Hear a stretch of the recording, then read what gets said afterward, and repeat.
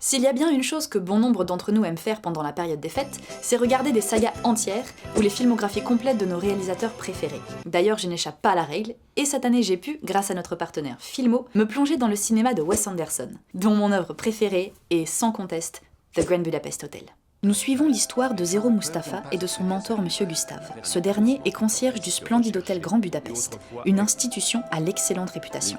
Zero, en qualité de jeune groom, apprend les ficelles du métier à ses côtés. Mais lorsque Monsieur Gustave est nommé dans le testament d'une de ses clientes et hérite d'un tableau d'une grande valeur, les héritiers légitimes, se sentant floués, vont tout mettre en œuvre pour remettre la main sur le tableau, y compris utiliser des méthodes peu recommandables, voire parfaitement crapuleuses.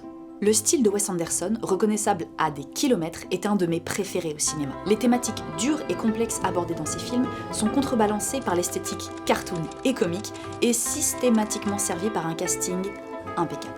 The Grand Budapest Hotel met à l'écran beaucoup de mes chouchous. Ralph Fiennes, Edward Norton, Adrien Brody, Jeff Goldblum, Willem Dafoe, Saoirse Ronan et Tilda Swinton. Tilda Swinton excellente, toujours, mais méconnaissable avec son maquillage.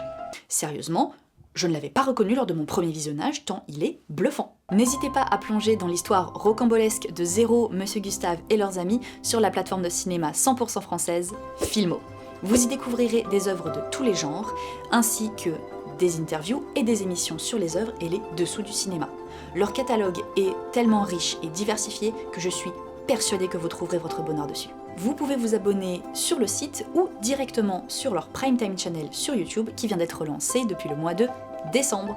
Vous avez accès à tout le catalogue comme si vous passiez par le site et vous pouvez tester cette nouveauté gratuitement pour vous faire votre propre avis.